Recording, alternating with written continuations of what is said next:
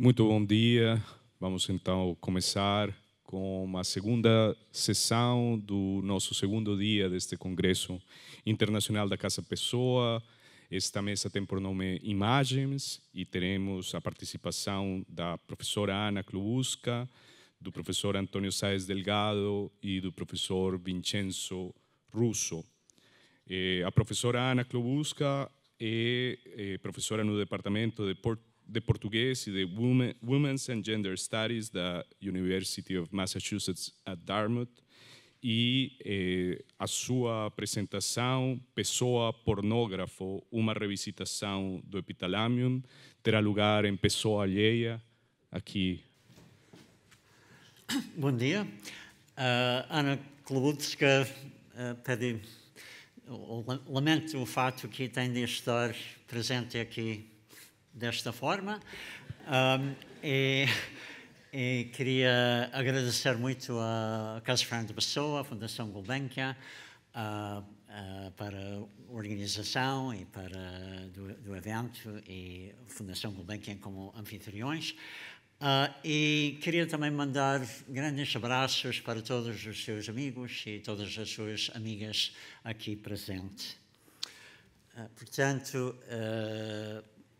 a comunicação que vou ler é Pessoa Pornógrafo, uma revisitação do Epithalamium com imagens. Que sentido tem tanta obscenidade?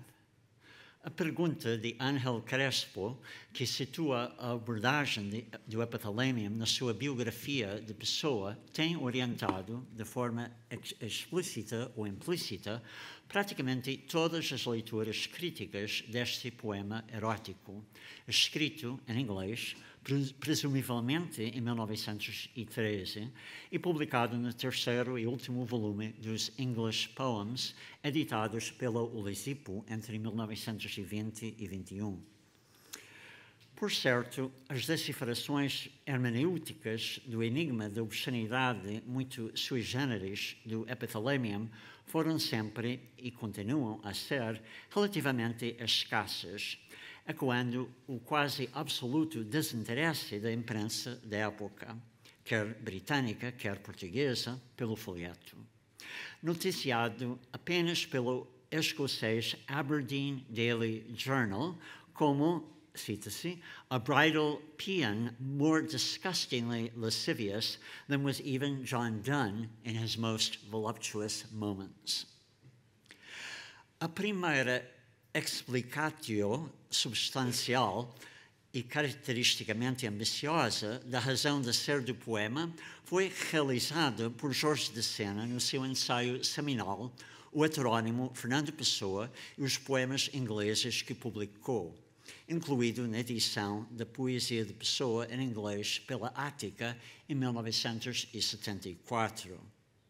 Esta explicação segue a autoexegese oferecida pelo próprio Pessoa a Gaspar Simões em 1930 e ecoada por este na sua biografia do poeta, que justifica a escrita de Antinous e Epithalamium como um ato de eliminação de elementos da obscenidade, os quais Pessoa afirma constituíram um certo estorvo para alguns processos mentais superiores, através do processo simples de os exprimir intensamente.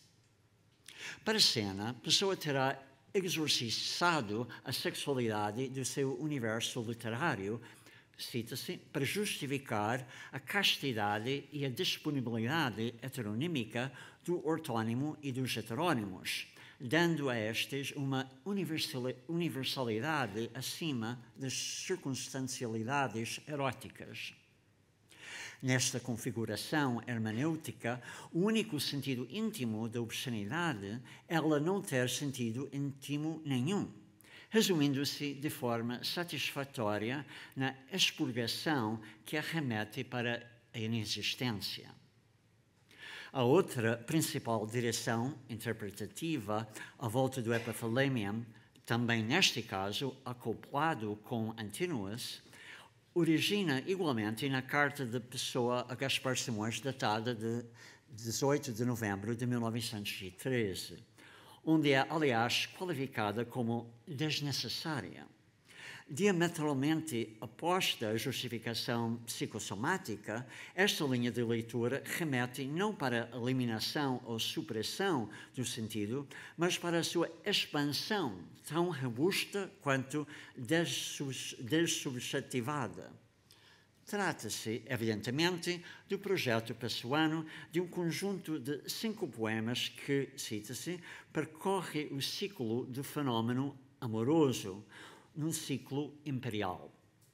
É nesta construção historiosófica audaciosa, algures entre Hegel e Foucault, que Epithalamium se inscreve enquanto a representação do íntimo sentido, a expressão é de Pessoa, da Roma imperial, ou seja, da bestialidade romana, embora o seu assunto fosse um simples casamento em qualquer país cristão. Na presente revisitação do Epithalamium, continuarei a aludir aos 2 modelos de construção do sentido traçados por Pessoa na carta supracitada ao seu primeiro biógrafo, mas o rumo da minha leitura será diferente. Proponho-me reexaminar as lógicas semânticas, estéticas e políticas inerentes ao poema com recurso ao conceito de pornotopia, avançado e desenvolvido inicialmente por Stephen Marcus in The Other Victorians, A Study of Sexuality and Pornography in Mid-19th Century England, livro publicado em 1966, e mais recentemente reaproveitado por Paul Preciado em Pornotopia, an essay on Playboys, Architecture and Biopolitics. Playboys aqui refere-se à revista Playboy. A minha hipótese de trabalho é que o insucesso do projeto pornotópico de Pessoa no Epithalamium se deve ao imperativo de o poema seguir em simultâneo as lógicas contraditórias entre si de representação utópica e distópica. Enquanto o modelo utópico obedece aos princípios que gerem a definição do gênero literário epithalâmio e a maximização do prazer e do desejo como o objetivo definidor da produção pornográfica, a fórmula distópica cumpre-se, ao contrário, em inferiorizar e tornar literalmente indesejável o exercício da heterossexualidade reprodutiva representado no poema. A pornotopia define-se, segundo Marcus, como uma fantasia utópica onde qualquer representação da materialidade circunstancial é relevante apenas na medida em que contribui para a configuração do cenário do relacionamento sexual e para a realização bem-sucedida deste. A tendência governadora do gênero pornográfico no período vitoriano seria, assim, o empenho em eliminar o que Marcus apelida de depósito de particularidades, característico do seu homólogo ficcional não pornográfico, o romance realista do século XIX. Segundo elabora Walter Kendrick, a pornotopia perfeitamente realizada seria, assim, uma terra do nunca, onde o tempo e o espaço não medem nada além de encontros sexuais, onde os corpos são reduzidos a partes sexuais, onde mesmo essas partes são apenas peças movidas num jogo de recombinação cada vez mais improvável. A ausência de ancoragem referencial na realidade histórica ou geográfica é efetivamente um dos traços característicos do Epithalamium, assim como um dos aspectos significativos que o distinguem do seu par Antinous. De acordo com o próprio enquadramento retrospectivo do poema por Pessoa, já aqui lembrado, o seu tema é um simples casamento em qualquer país cristão, enquanto o seu sentimento pretende refletir a bestialidade romana. No entanto, qualquer referência à parafernália do ritual cristão do casamento é descartada pelo próprio poema como exterior, ornamental e, em última análise, como uma distração do verdadeiro assunto em questão.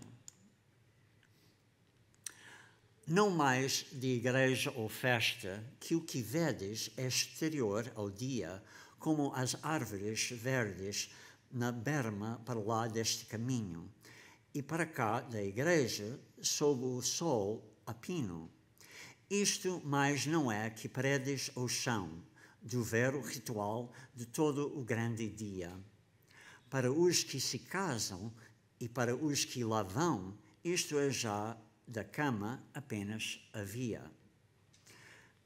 A caracterização dos rituais que preenchem o dia da boda com recurso à metáfora paisagística ou arquitetônica, da cama apenas havia, ou, mais concretamente, no original inglês, corridors to bed, corredores que levam à cama, permite relacionar a representação pornotópica do epithalamium com a análise a que Preciado submete a pornotopia da Playboy Mansion, projetada na revista homónima, encarando esta como um laboratório discursivo que permite observar a articulação epistêmica da heterossexualidade masculina hegemônica no sistema capitalista, no período da Guerra Fria.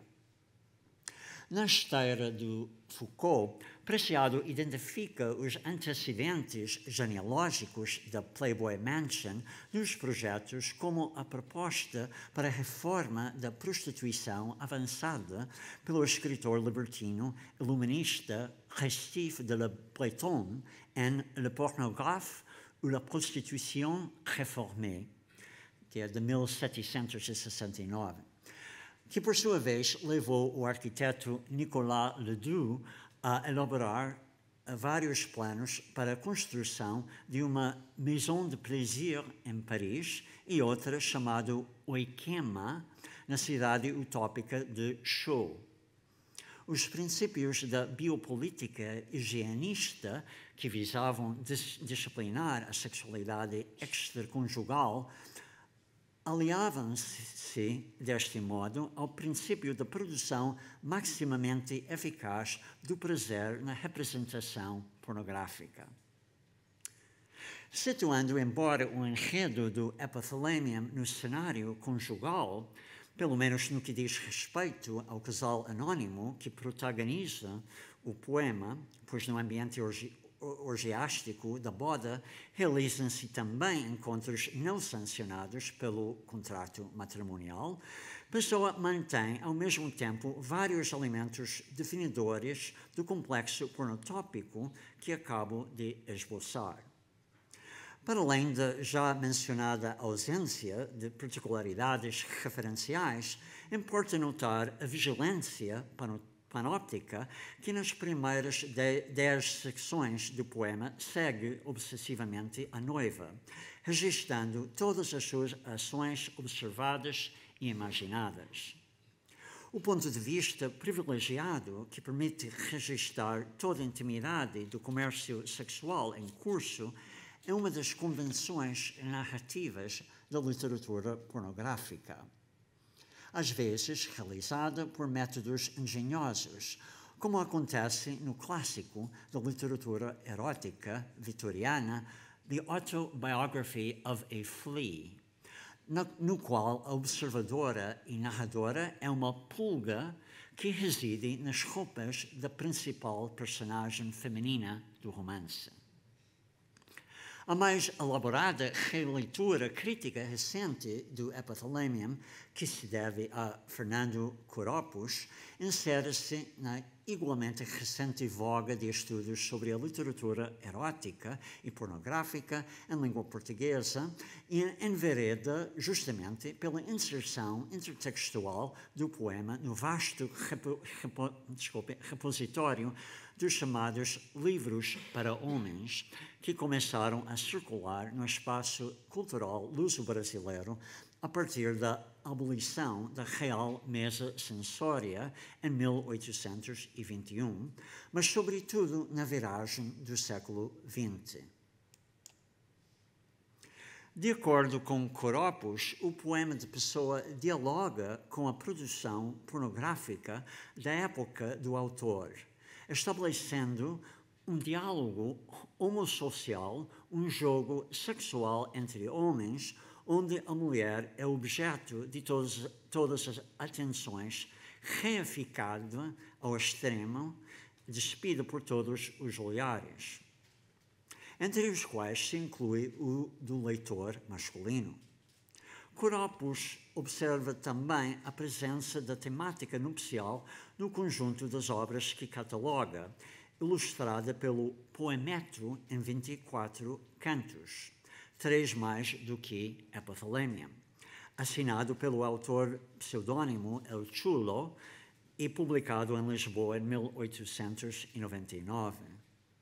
Embora o artigo não o mencione, a familiaridade do leitor Pessoa com um género pornográfico encontra-se atestada pelo testemunho do seu colega na escola de Durban, Clifford Geertz, que, respondendo em 1907 a uma carta de Pessoa disfarçado do psiquiatra Faustino Antunes, declarou que o seu condiscípulo, cita-se, tinha em seu poder alguns jornais cômicos franceses e portugueses indecentes, presumivelmente trazidos de Lisboa, onde passaram um ano entre 1901 e 1902. Tudo isto, porém, não chega a esclarecer o enigma do Epithalamium, que a solitária crítica já citada do Aberdeen Daily Journal resume muito sucintamente. O poema é, literalmente, disgustingly lascivious, repugnantemente lascivo.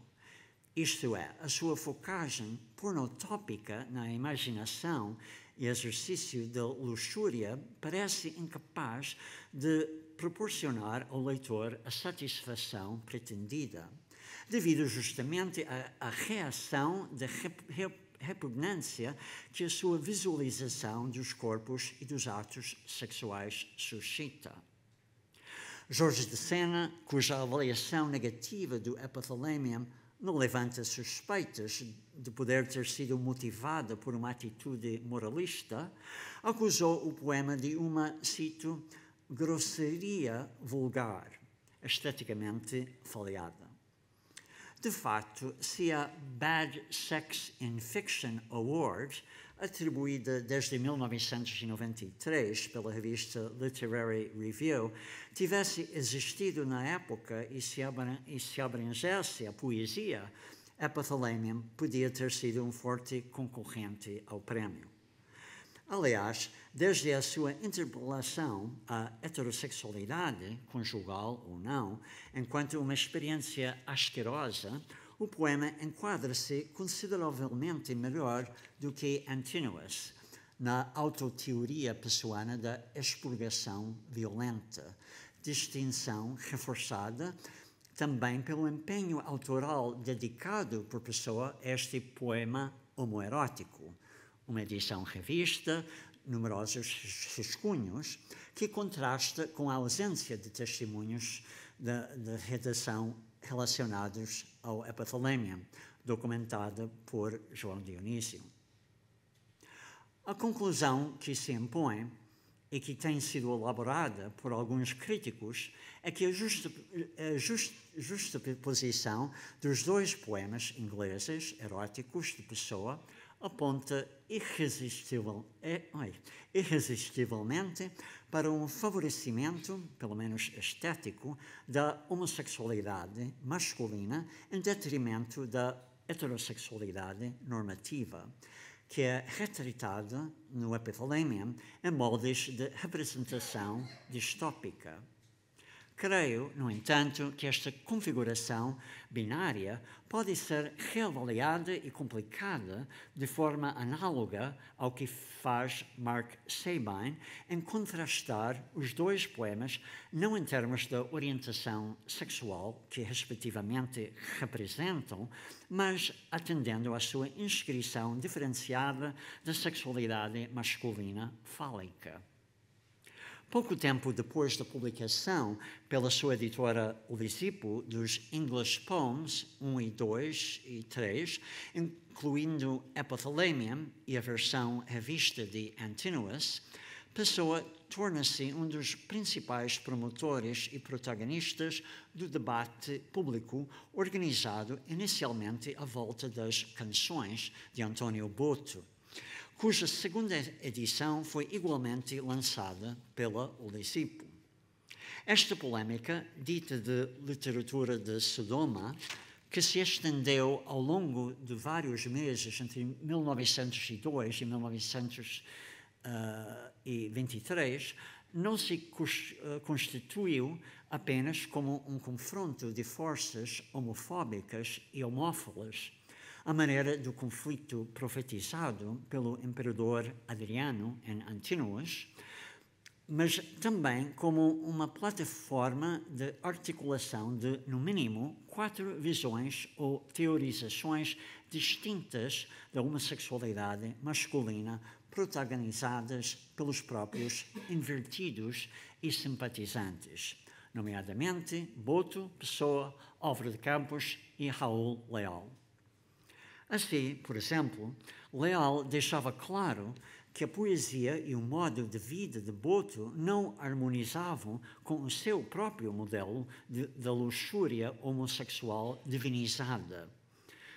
Cita-se: ora, sem dúvida, António Boto não satisfaz o meu ideal do luxurioso e pederasta místico.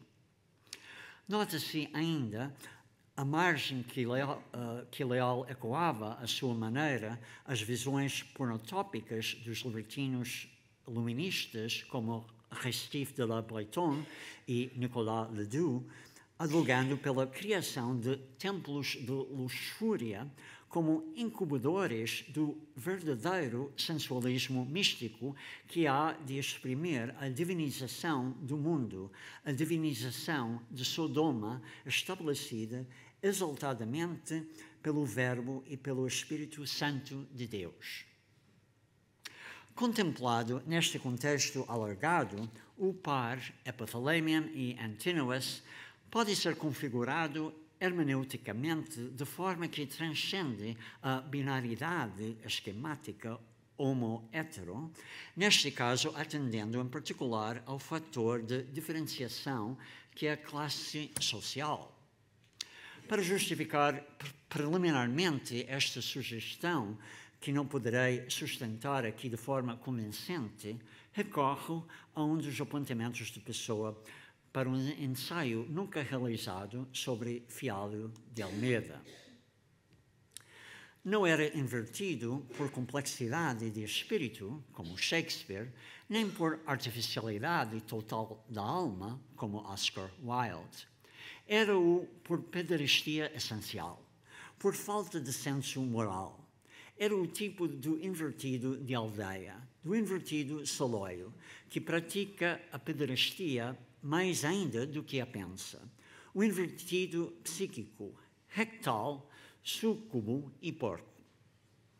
A condenação de Fialho por Pessoa nestes termos não surpreende, na medida em que, para o poeta heterónimo, pensar a sexualidade foi sempre preferível a praticá-la. Mas é esclarecedora a sua revelação do preconceito classista que motiva a condenação de Fialho como um invertido de aldeia, invertido saloio, cuja prática da homossexualidade o afastava do ideal elevado e sublimado da inversão própria das elites, a moda de Shakespeare ou Wilde, ou já agora Raul Leal. Observados por esta prisma, Antinous e Epithalamium divergem de forma significativa. Aquele, além de homoerótico, elegante, intelectualmente subtil e conscientemente aristocrático no seu equilíbrio de paixão e contenção. Este, por outro lado, apresenta-se de fato como direto e bestial, ou, diríamos, físico e porco, como a sexualidade de Fialho na visão de Pessoa. Será o casamento celebrado em Epithalamium um casamento de aldeia? Malgrado o minimalismo referencial do poema, a paisagem em que a ação decorre parece ser rural, ou pelo menos certamente não urbana. Aponta também, neste sentido, a expressão a flamenga hora a flagrar, The Great Flemish Hour of Flame, que introduz o auge orgiástico do poema, quando as mãos todas parecem exprimir seios e tudo em casais vem, são citações de Epithalamium, e que sugerem uma alusão a festividades camponesas retratadas na pintura flamenga. Mas mesmo que a pornotopia falhada do poema não se deixe encaixar em nenhum colete de forças referencialmente definido, o cenário evocado no Epithalamium, como que uma ilha dos amores distópica, funciona mais eficazmente como um dispositivo de persuasão negativa, precisamente ao contrário da Ilha dos Amores comuniana, cuja finalidade assumida é convencer Dom Sebastião dos benefícios da prática heterossexual robustamente assertiva. No caso pessoano, porém, a autopersuasão resultou. Obrigado.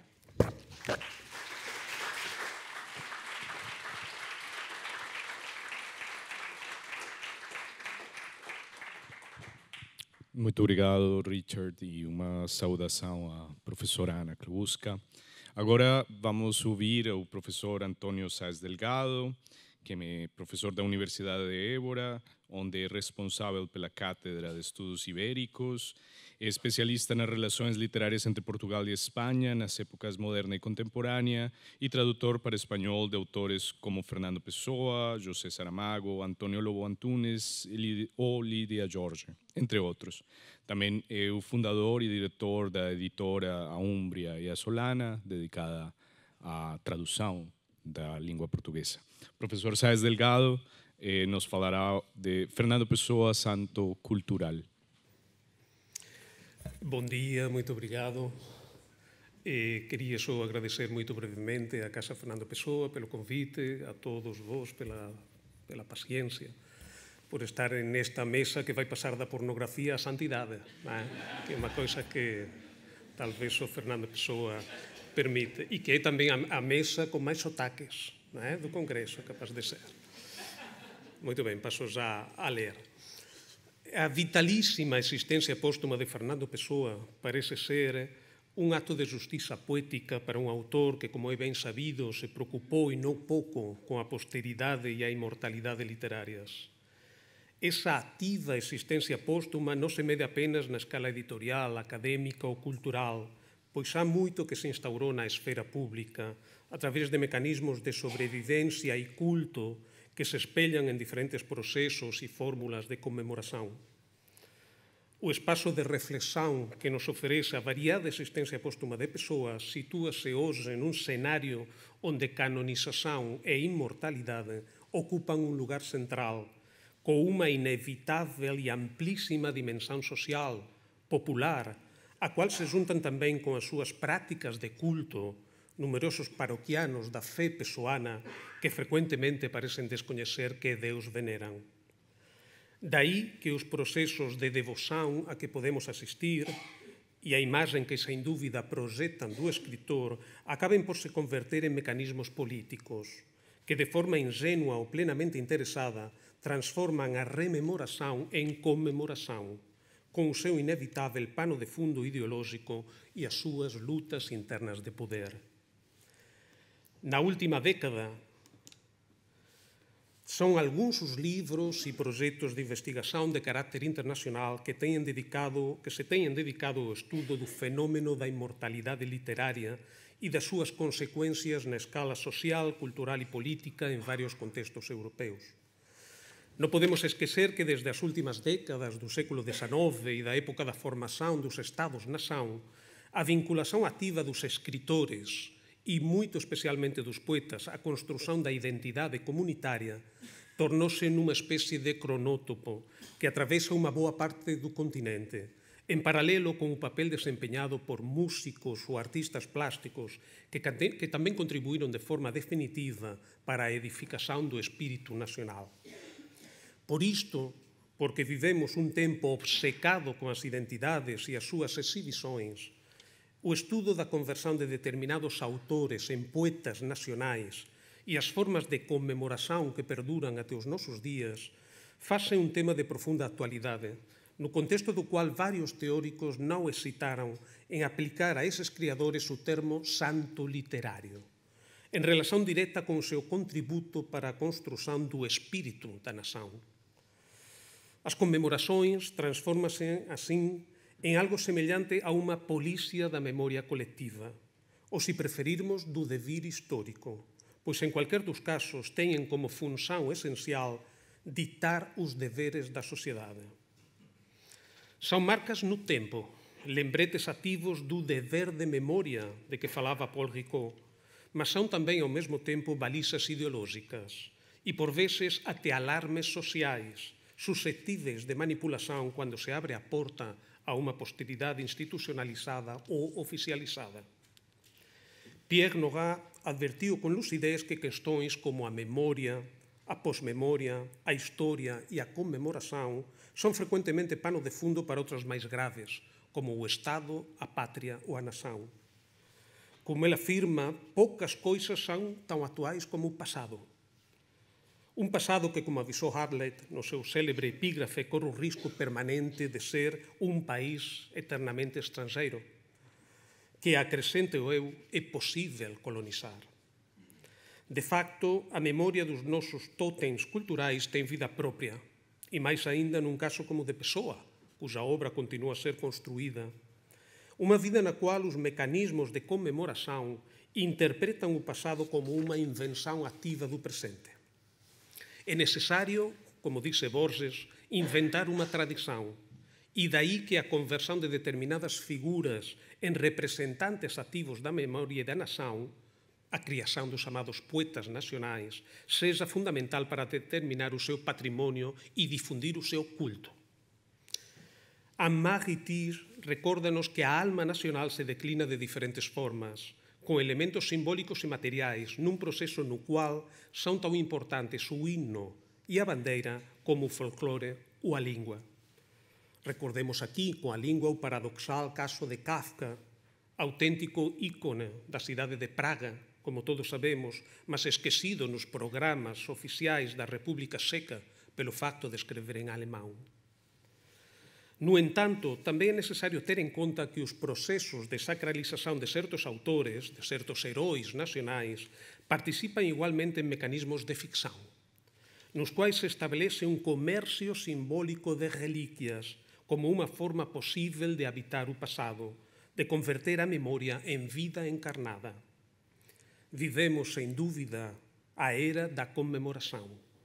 Unha conmemoración que, por veces, habita no limiar do imposible entre un monumento e un monstro.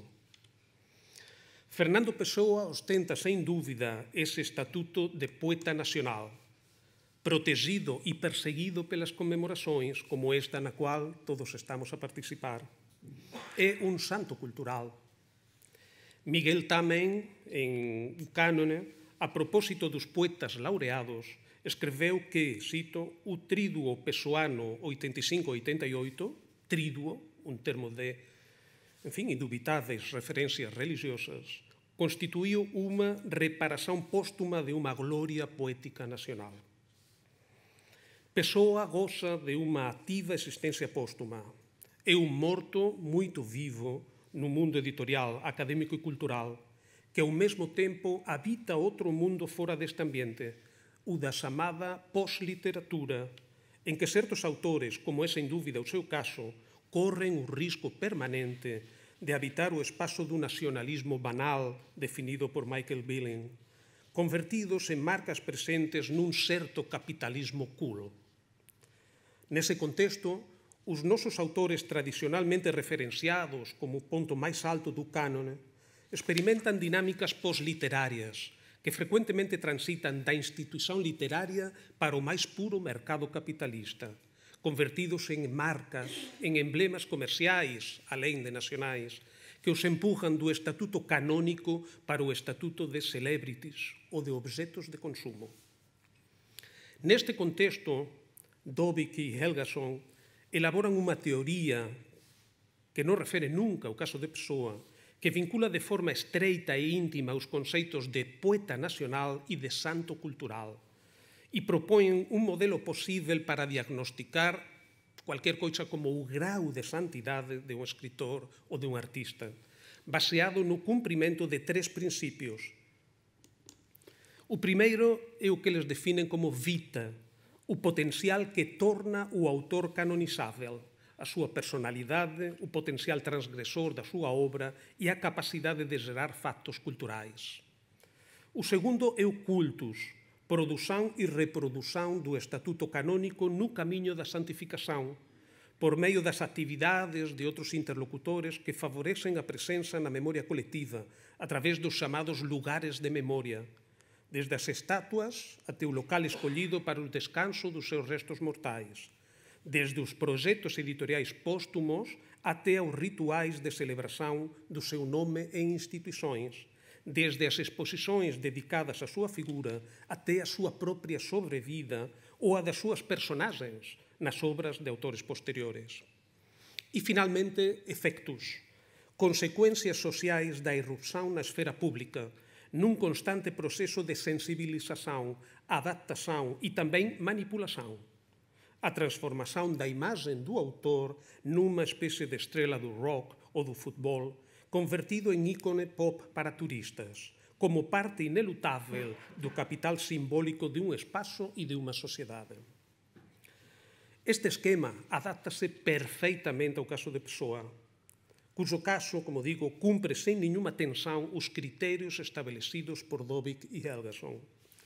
Sem intenção de ser aqui exaustivo, o potencial de canonização de Pessoa na denominada vita manifesta-se em aspectos como o seu carisma entre outros autores contemporâneos dele, a inovação e a excepcionalidade da sua proposta, o nacionalismo confesso ou a sua intervenção pública.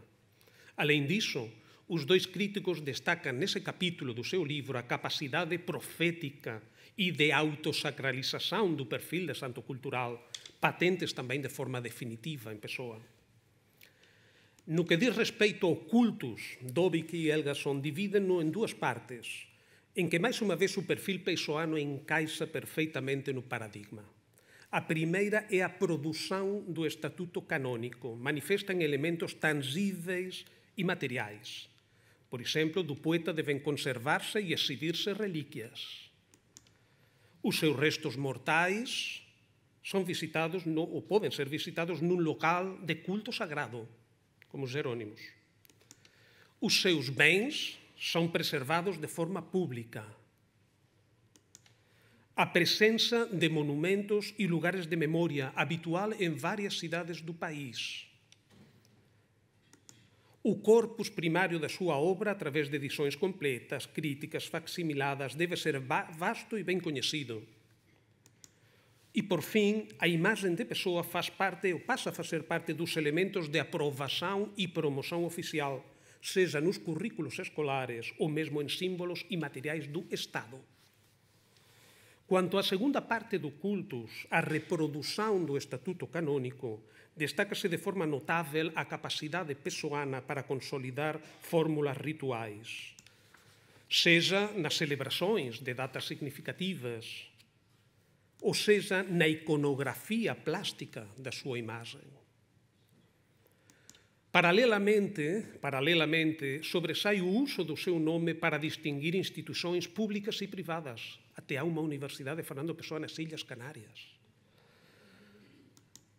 Assim como a sua presença museológica e a crescente procriatividade da sua obra, com um crescimento extraordinário do corpus secundário, biografias ou a imagem, enfim, da sobrevida da sua figura ou dos seus heterónimos noutras obras literárias ou artísticas. Por fim, chegamos ao Efectos, que revela as consecuencias para a sociedade marcadas pela presença do santo cultural. Reflete-se no caso de Pessoa a través de vários factores, da construção comunitária que gera uma espécie de ídolo com o qual o público, não digo os leitores, digo o público, se sente interpelado. A súa presença no espaço público é notável e atinge unha colonización da metrópole. O imaginario común plasmado en referencias intertextuais ou a súa redistribuición do capital simbólico, cultural e político. Ou a súa conversión en mito e icone pop, nun objeto democratizado de mercado e nun emblema contemporáneo de unha coñecida forma, até mesmo internacional, de ser portugués. A construção cultural de uma nação é frequentemente invadida, como já adiantei, por mecanismos de ficção, que conduzem nos dias de hoje a diversas fórmulas de nacionalismo banal.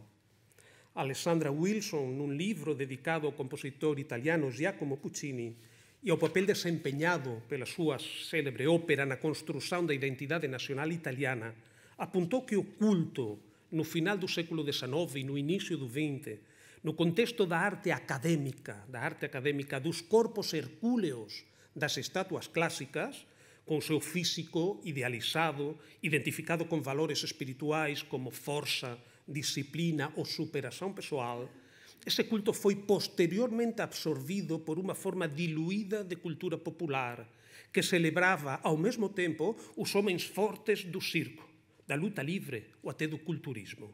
Quer dizer, a força e o exercício físico transformavam-se em política e patriotismo, mas acabavam por resultar numa veneração próxima do kitsch.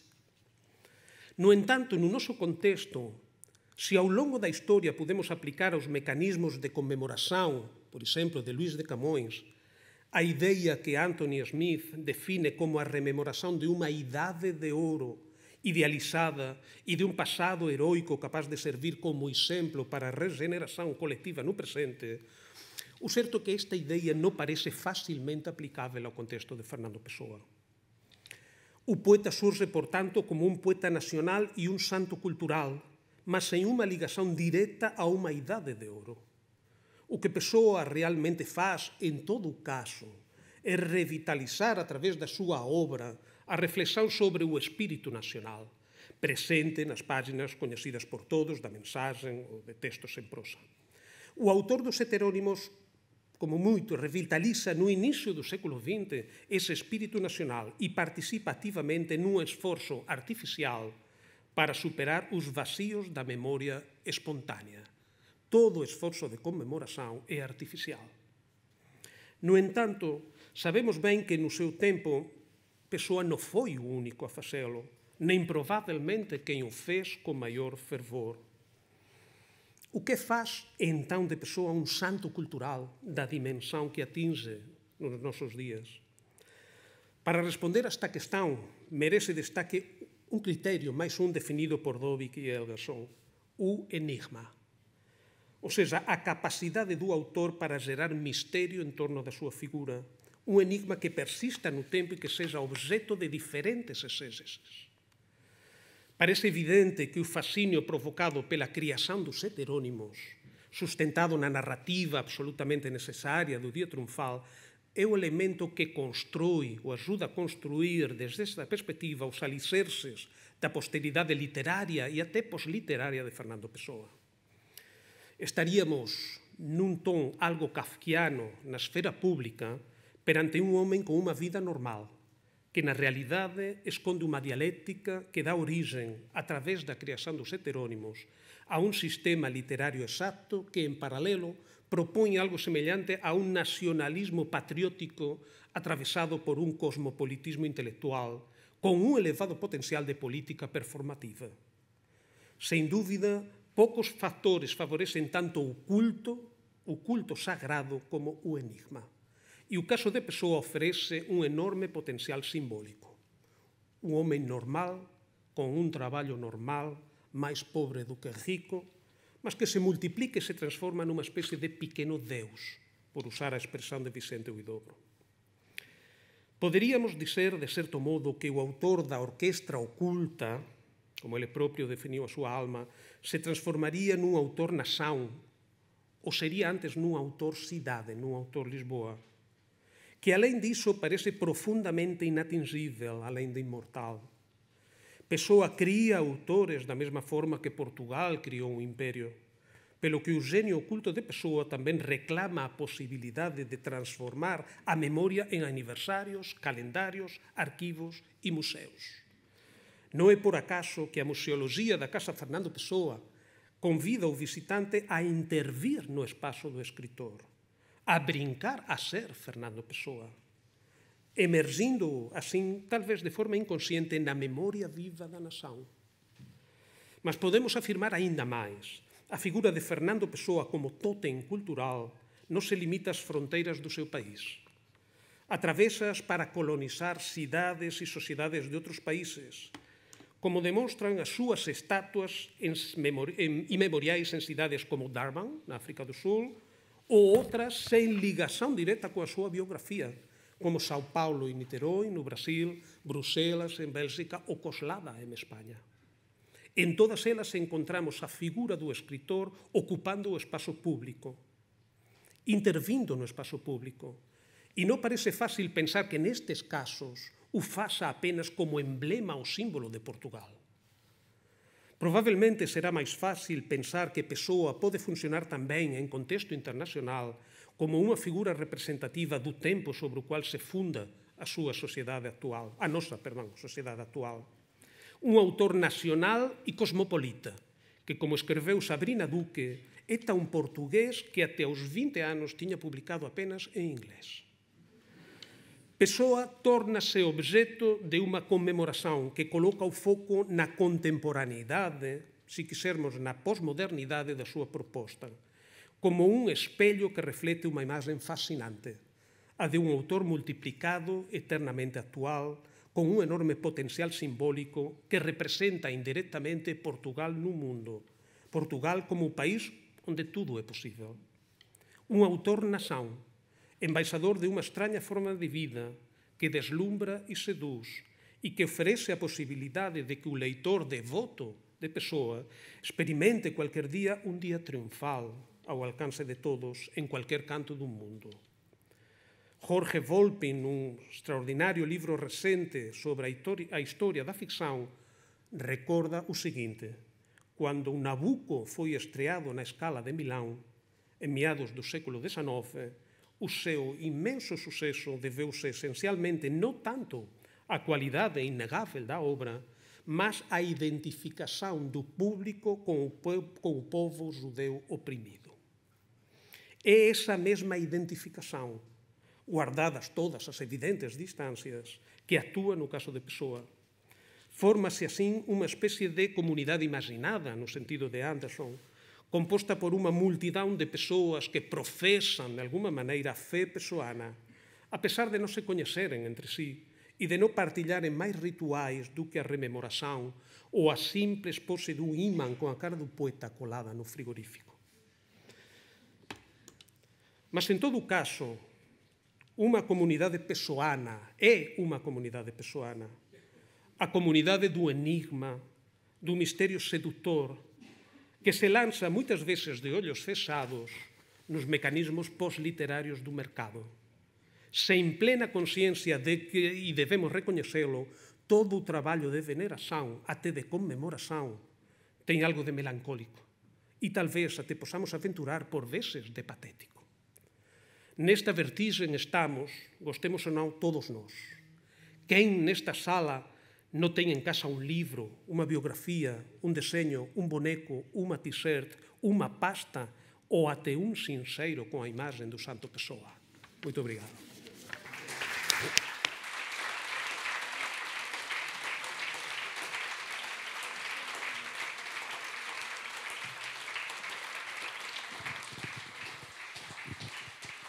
Muito obrigado, professor Antônio Sáenz Delgado.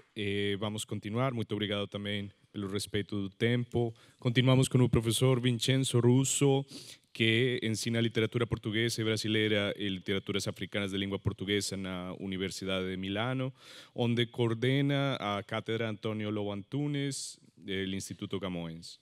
Entre os seus volumes mais recentes, A Resistência Continua, O Colonialismo Português, As Lutas de Libertação e os Intelectuais Italianos, com Roberto Vecchi, A Literatura Portuguesa, Modos de Ler. Vincenzo é tradutor de autores portugueses, Bocage, Essa de Queiroz, Fernando Pessoa, Eduardo Lourenço, Antônio Ramos Rosa e José Luís Peixoto. E agora concluímos a mesa com uma reflexão sobre Pessoa e Ocidente. Bom dia, ou melhor, boa tarde a todas e a todos. Um obrigado especial, obviamente, à Casa Fernando Pessoa, à diretora Clara Risso, que me trouxe a Lisboa outra vez, estou cá outra vez. Estive aqui há 2 semanas e eu com o Jorge Uribe partilho também esse prazer de voltar a Lisboa sempre que há ocasião. Realmente, depois destes caminhos entre pornotopia e santidade, só nos resta rezar agora. Não sei o que. Não sei. Eu não tenho uma epígrafe para a minha fala de hoje, mas enquanto estava a ouvir tanto o Richard como o António, lembrei-me que para falar de Pessoa e de Ocidente ou de civilização ocidental, me lembrei de uma entrevista que fizeram ao Mahatma Gandhi, que depois de ter lido a biografia do Richard sabemos, não é, que deve ter pisado o mesmo solo que Fernando Pessoa na África do Sul. Uma vez perguntaram ao Mahatma Gandhi: então, o que é que acha da civilização ocidental? E o Gandhi respondeu: creio que seria uma ótima ideia. Não será possível aqui resumir a história conceitual do Ocidente, cujas genealogias, reconfigurações, retóricas discursivas têm, obviamente, geometrias variáveis. Quando utilizamos a palavra Ocidente como sinônimo de civilização ocidental, muitas vezes esquecemos que estamos a utilizar uma palavra antiga, cuja origem remonta ao latim occidens, que vem de occido, morrer, em contraposição com oriente, orior, que significa nascer. O conceito é algo de muito mais recente, que expressa uma categoria nova e inscindivelmente ligada à modernidade e à contemporaneidade. A invenção de civilização ocidental como complexificação conceitual de civilização europeia resulta de um processo que amadurece na Idade dos Impérios, entre o final do século XIX e o início do século XX. A Idade dos Impérios, na conhecida expressão de Eric Hobsbawm, foi o contexto em que o conceito de Ocidente, ou melhor, de civilização ocidental, alcançou uma reconfiguração poderosa por parte das culturas dos imperialismos, em especial inglês, até para definir uma parte do mundo, um discurso colonial dialético, uma parte do mundo superior, entre aspas, em relação ao Oriente, tal como foi bem explicado por um ensaio seminal de Edward Said. Nas centenas de páginas de reflexão em que a pessoa pretende ser um historiógrafo, um intérprete das civilizações, gostaria de citar uma palavra que ontem o Nuno Amado utilizou, citando o Álvaro de Campos: um teorista das civilizações. Salta imediatamente à vista do leitor uma clara obsessão taxonómica em sistematizar ordenar e definir os tempos das civilizações humanas, os grupos civilizadores, os fatores que determinam a sua evolução histórica e, eventualmente, o seu declínio. Aqui alguns exemplos. A civilização a que chamamos europeia é que hoje a civilização propriamente dita, pois por ideias e fórmulas europeias seguia em ações e motivos europeus tem origem a civilização das regiões fora da Europa. Assenta em 4 princípios que constituem a sua essência e individualidade. 4 são, disse, as bases em que assenta a civilização europeia. 4 os princípios que constituem a sua individualidade ou essência. São eles a cultura grega, a ordem romana, a moral cristã e a política inglesa. Em vários projetos, Pessoa esboça como título de um estudo a realizar o conceito de civilização, que obviamente terá de ser relacionado com o conceito de Ocidente, ou mesmo de civilização ocidental, e com a sobreposição ainda inscindível em Pessoa, e esta é a minha hipótese de trabalho, ou seja, que para a Pessoa o Ocidente é e continua a ser a Europa. O conceito de Ocidente atravessa os escritos de Pessoa e de outros heterônimos pensadores, em particular Ricardo Reis e António Mora. Ao António Mora, a Pessoa atribui em particular a tarefa de apontar a decadência do Ocidente enquanto civilização moderna. A cultura europeia, com a qual Pessoa, de resto, identifica a civilização ocidental tout court, aceitará durante muito tempo esta hipótese de declínio, que em Pessoa, como veremos, tem, no entanto, conotações diferentes, sobretudo quando dá corpo a um verdadeiro imaginário poético. Para além de qualquer binarismo, não há dúvida de que o autodiagnóstico do Ocidente, entendido como o processo de estratificação de um conceito histórico-filosófico, é pontuado por uma dupla visão, triunfalista e catastrofista na cultura europeia.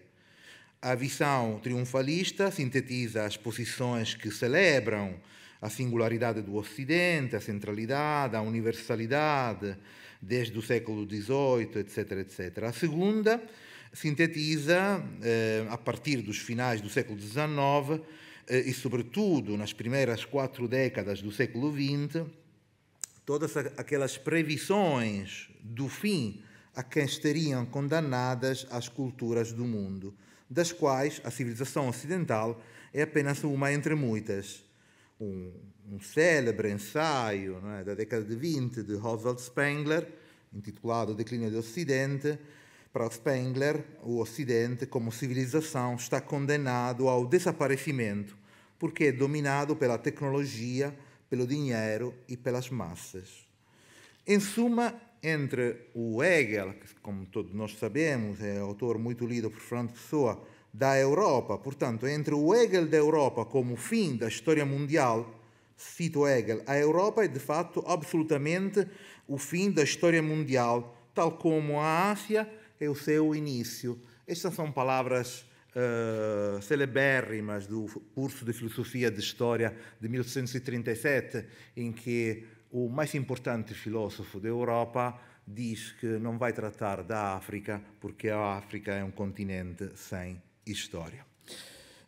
Entre o Hegel e o Spengler do declínio e da morte do Ocidente, deve também ser incluída a posição do intelectual do extremo Ocidente da Europa como Pessoa, que elabora um discurso complexo e contraditório sobre o destino da, entre aspas, nossa civilização, sobre o papel que a Península Ibérica nela ocupa e sobre o especial contributo de Portugal para a economia simbólica e histórica do Ocidente como cultura. Aqui não se pode nem sintetizar o que foi a história conceitual da ideia de Ocidente, tal como foi desenhada recentemente num volume de Alistair Bonnet, The Idea of the West, International Perspective on the History and Politics of Occidentalism. Mas podemos reconhecer que o tempo em que viveu Fernando Pessoa foi um tempo de paradigmática reconfiguração do conceito de Ocidente. Fernando Pessoa foi uma testemunha, a partir do seu observatório lisboeta, de alguns acontecimentos mundiais que abalariam o século XX e marcariam profundamente esse século. a Revolução Bolchevique na Rússia, a tomada do poder pelo fascismo em Itália, pelo nazismo na Alemanha, a crise dos sistemas liberais entre as duas guerras mundiais, o colapso da Bolsa Americana, 29, o ressurgimento de velhos e novos imperialismos europeus. Não estou a falar do presente, estou a falar da década de...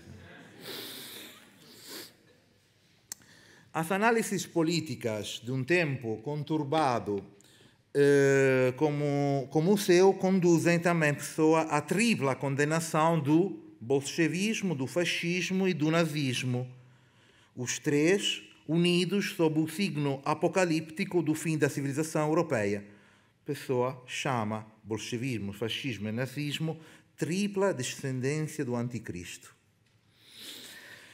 Tal como para uma certa parte da intelectualidade europeia da primeira parte do século XX, incluindo os intelectuais conservadores, também para a pessoa, cito Enzo Traverso, um historiador italiano, a unidade do totalitarismo só aparece, portanto, em negativo, como antítese do liberalismo.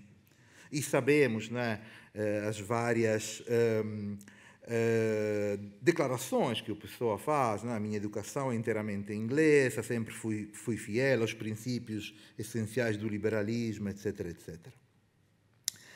Nas páginas políticas de Pessoa, que se inscrevem nas posições daquilo que Enzo Traverso define como o antitotalitarismo dos intelectuais dos anos 30, Pessoa pode pertencer a essa constelação de pensadores do antitotalitarismo das décadas de 30, bolchevismo, fascismo e nazismo são interpretados como fenômenos únicos de um risco iminente de colapso para a própria civilização ocidental, porque são dispositivos totalitários de um processo, diz Fernando Pessoa, de deshelenização da cultura europeia, corrompida nos seus fundamentos históricos. Quem hoje prega a sindicação, o Estado corporativo, a tirania social, seja fascismo ou comunismo, está dissolvendo a civilização europeia. Quem defende a democracia e o liberalismo a está defendendo. Não é aqui o caso de nós demorarmos sobre as categorias conceituais que a pessoa usa, às vezes sinonimicamente, como bolchevismo, comunismo, apesar de ter encontrado assim muitas definições divertidas de comunismo e de bolchevismo de Fernando Pessoa. Acrescente-se ainda que a categoria do Ocidente não só é objeto de uma reflexão conceitual, ainda que descontínua e episódica, mas se torna em Pessoa matéria poética. Eu também um pouco esse queria ser um pouco o centro da minha intervenção, ou seja, que Pessoa, como os grandes poetas pensadores, pensa por figuras. E o Ocidente torna-se uma figura, em certo sentido, geopoética, como por exemplo, a poderosíssima metáfora, não é, que aparece no mais cartográfico dos poemas pessoanos, na mensagem, o dos castelos, em que o Ocidente é definido como uma belíssima, não é, poderosíssima imagem oximórica, futuro do passado.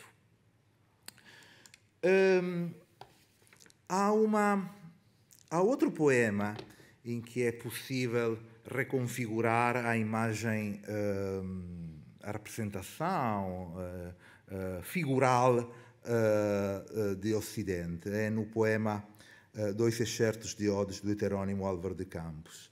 Aqui a figuralidade atribuída ao Ocidente remete para uma temporalidade futura, do novo e do possível, e cito, onde arde ao rubro tudo que talvez seja futuro, em oposição ao Oriente, que, de acordo com as representações tradicionais do saber humanístico europeu, é conotado como um espaço por excelência da origem, do princípio. Já Hegel, não é?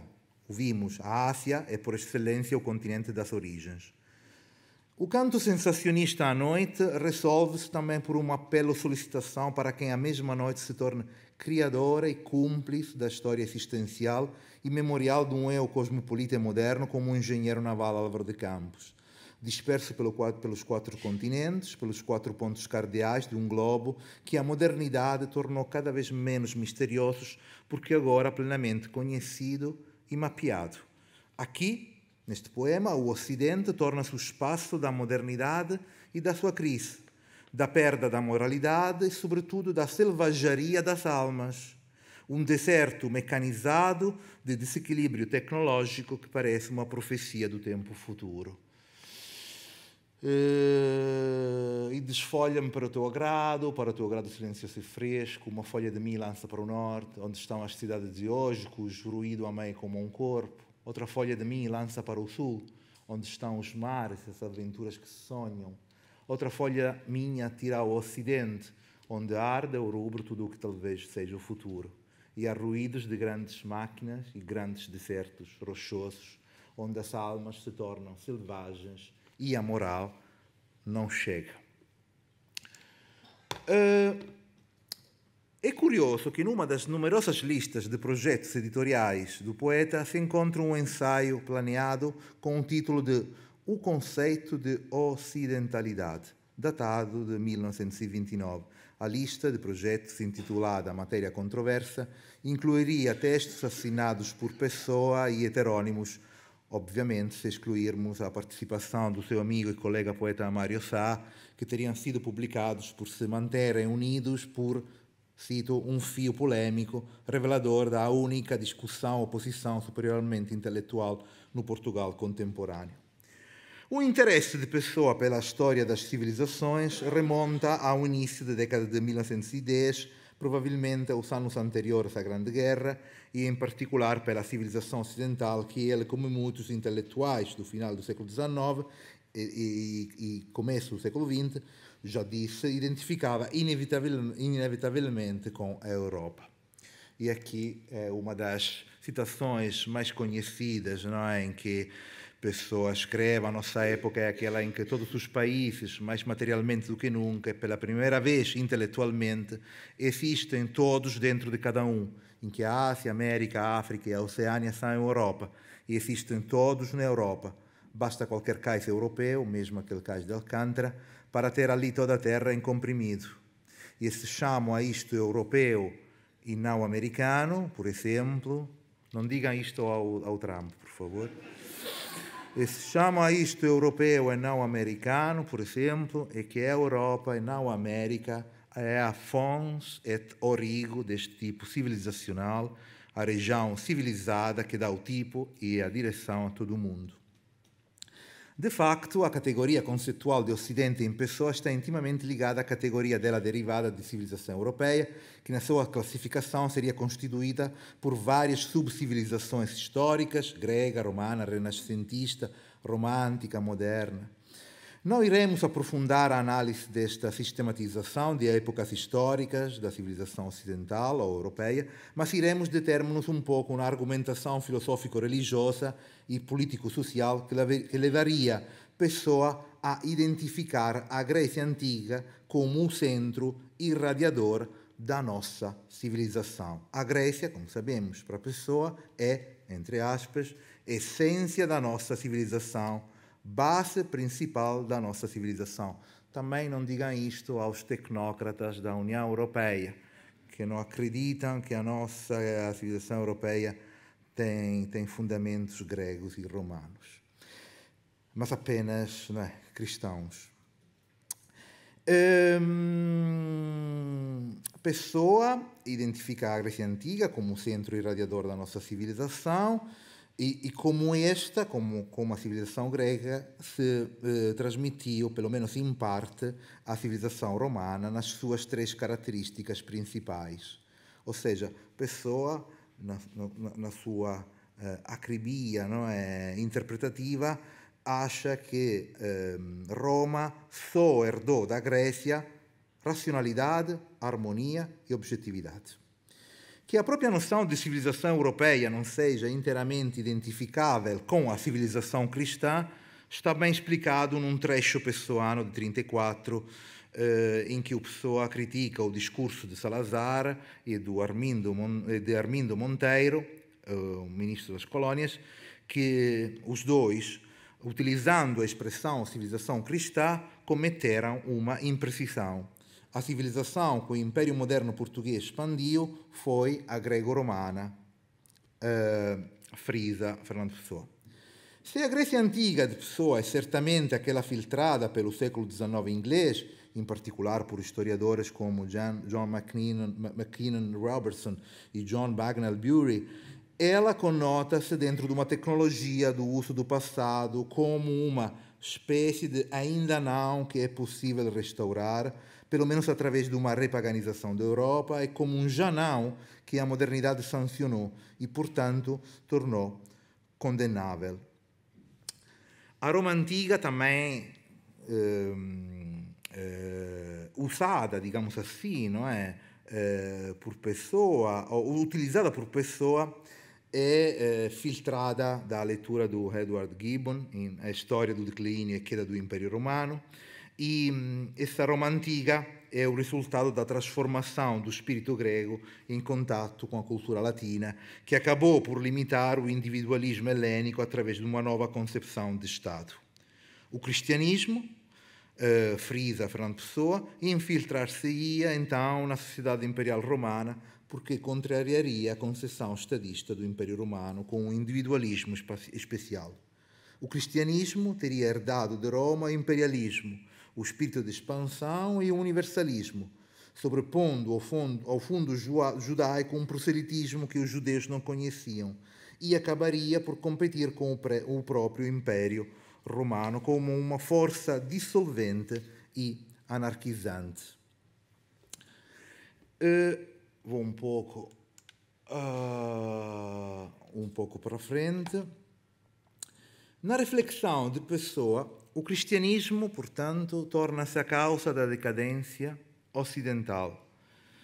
De facto, podemos dizer mais, Pessoa inventa algumas figuras heteronímicas que não só encenam a crise da consciência religiosa moderna, como testemunha a voz dolorosa e lúcida de Bernardo Soares numa espécie de profissão de fé perdida, não apenas cristã, mas também a condenação absoluta do cristianismo, elemento de perversão e degeneração da história da civilização ocidental.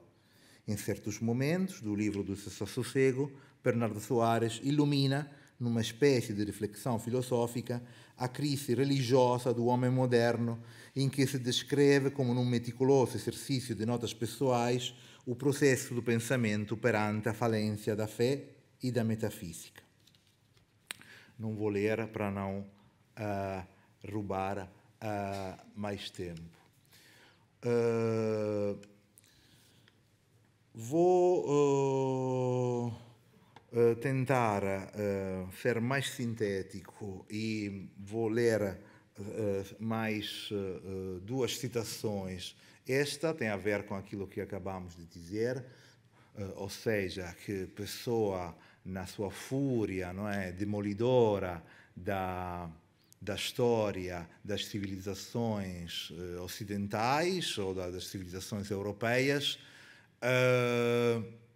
tem que abater a religião cristã, e aqui um passo bastante conhecido do filósofo neopagão António Mora, que diz: foi o cristianismo que trouxe à civilização ocidental a necessidade de substituir o universo.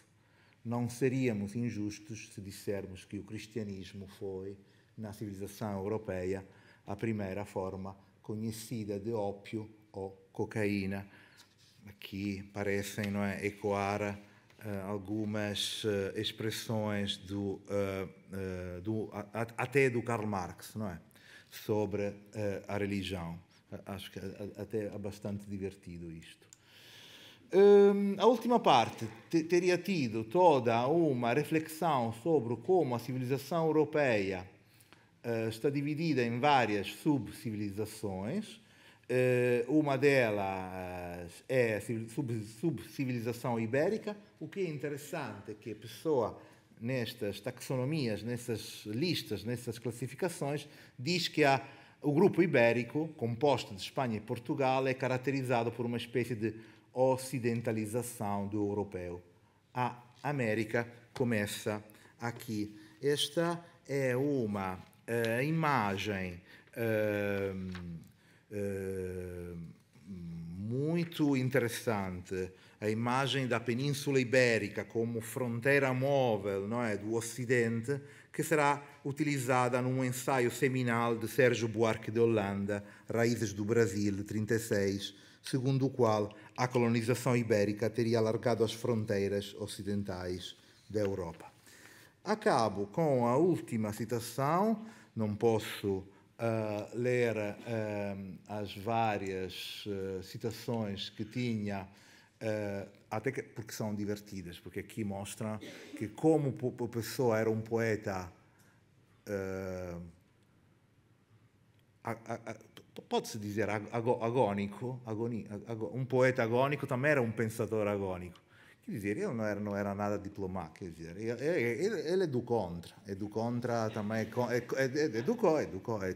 contra toda a literatura ocidental, mas também contra toda a história, contra todas as várias influências nefastas, não é? Última citação que acho interessante para encerrar essa minha comunicação. Já está acabado o meu tempo. Já. Então, vou ler e depois vou contar uma história sobre Portugal e Grécia também para me ligar ao discurso do António. Um ocidental extremo e o contrário disto. Numa carta de 23 ao Rogério Buendia, Fernando Pessoa, agradecendo o envio de um livro do Rogério Buendia, escreve: eu sou um ocidental extremo para quem o Oriente começa na fronteira de Espanha. Sou também o contrário disto, um ocidental extremo para quem, súbito do mar e do céu, não há fronteira nenhuma. Muito obrigado.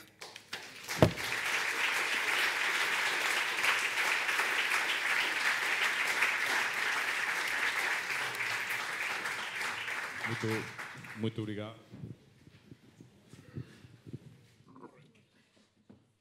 Muito obrigado, Vincenzo. Temos tempo para uma ou duas perguntas, mas como a diferença das coisas das que se falou aqui, o corpo não é uma ficção, então vamos ser muito breves. Professor Manuel Portela, o Rui. Vamos ver então. Obrigado, agradeço também darem-me a palavra e agradeço às três comunicações. A minha pergunta é para o Richard Zenit e eu queria que ele fizesse o esforço de dividir-se entre a mensagem e o mensageiro. E porquê? Eu queria perguntar-lhe, porque tenho a memória de que a sua leitura do Epitalâmio não coincide com esta leitura exatamente, como é que leria o Epitalâmio? No mesmo registro de paródia de um texto pornográfico, de crítica da heteronormatividade, como é que leria? Na biografia acho que não tem exatamente esta leitura. Bom, na verdade eu acho que é parecido que o texto da Ana Kolbutzka, que é muito, muito denso. Espero que ao ouvir que tenha sido bem transmitida a ideia, mas falo na biografia, como outros têm falado, não é? Que Epitalâmio de Pessoa é realmente bastante pornográfico. É muito...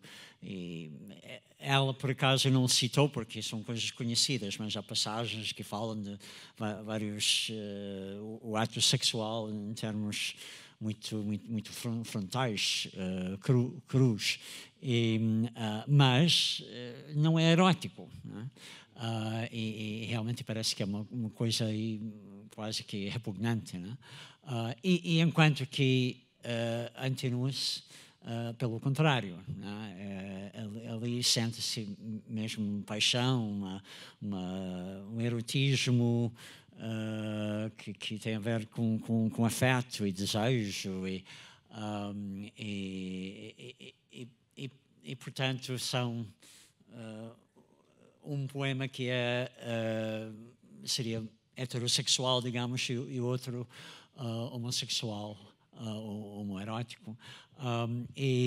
Mas a Ana usou esses... não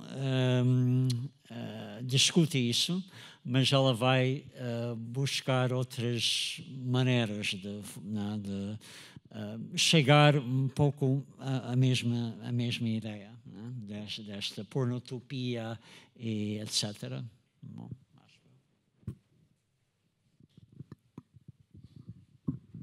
Rui Sousa. Bom dia a todos. Começar por agradecer muito esta sessão, que já era, quando vi o programa, talvez aquela que mais me entusiasmava e confirmou os motivos para o ser. A minha pergunta é para o Vincenzo. Tinha dito hoje, ontem, que era um dos assuntos que mais me interessava, e de facto, este último slide, a questão esta carta de 23, levou-me a pensar precisamente no que eu te ia perguntar antes de a ter visto, que é como é que tu integras nesta reflexão do Pessoa dois aspectos. Por um lado, o conceito de nacionalismo liberal que ele tem no final da vida, que é precisamente isto, mas o conceito que ele tem é extraordinário.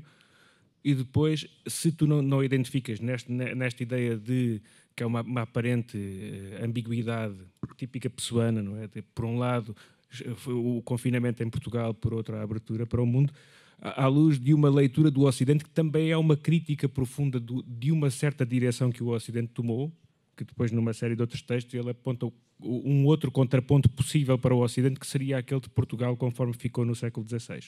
Como é que tu lerias esses dois aspectos?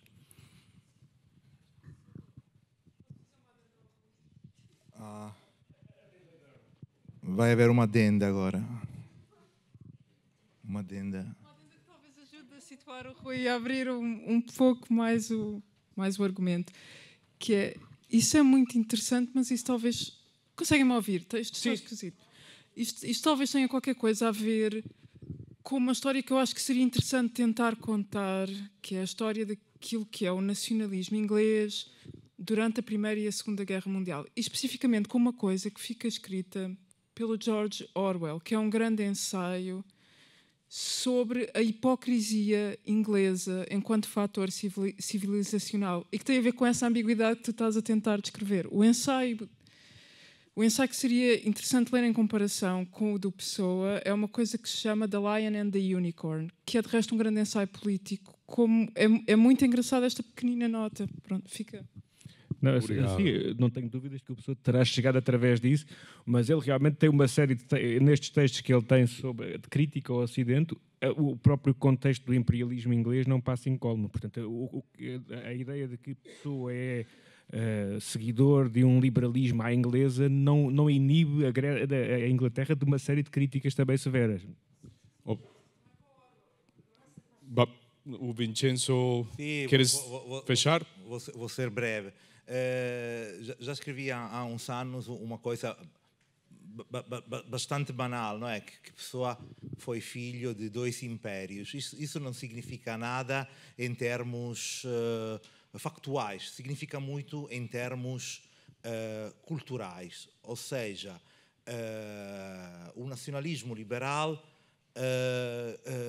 como é que se pode explicar? O nacionalismo liberal, acho eu, ajudou Fernando Pessoa ao longo da vida e ao longo dos acontecimentos nacionais e internacionais a manter politicamente uma posição que podia ter sido diferente, assim chamada tentação fascista ou tentação totalitária. É por isso que eu falei, não é, usando o Enzo Traverso, que é um historiador, um historiador das ideias, um historiador dos conceitos, utilizei, não é, o antitotalitarismo para definir um intelectual com Fernando Pessoa que se insere perfeitamente nessa constelação. Mas também haveria muitas mais coisas para... Obviamente o conceito do Ocidente é algo que tem a ver com a direção geográfica, tem a ver com a divisão entre Império Romano de Oriente e de Ocidente e, obviamente, tem a ver com a modernidade colonizadora. Continuo a pensar, mas isso é só no princípio da minha investigação, que a categoria conceitual de Ocidente nasceu dentro da retórica imperialista europeia, se transformou na década de 40 e 50 através de um aproveitamento dos Estados Unidos. Não se esqueçam que a primeira cátedra de Western Civilization nos Estados Unidos é implementada, é fundada em 1919. Hoje estão quem dá aulas, quem leciona nos Estados Unidos sabe que hoje uma expressão como Western Civilization é ultrapassada, é criticável, porque tem implicações, não é, de todo tipo. Mas paro por aqui. Muito obrigado, Vincenzo, e muito obrigado a todas as pessoas que compuseram esta mesa e a todos vocês. E continuamos às 2h30. Obrigado.